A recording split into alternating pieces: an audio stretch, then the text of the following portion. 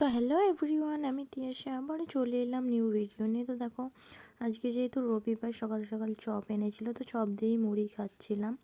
তো তারপরে দেখো এখানে রান্না বসিয়ে দিয়েছিলাম। ছেলে দেখো ওদিকে টোটোয় ব্যাগে কি আছে দেখছি, তো জলের বোতলটা ছিল বার করছে।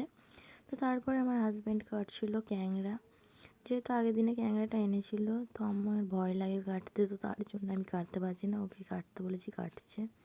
তো তারপর যাই হোক, এদিকে রান্নাও বসিয়ে দিয়েছিলাম, এদিকে ভাজি মাংসর আলু, তো মাংসও হবে।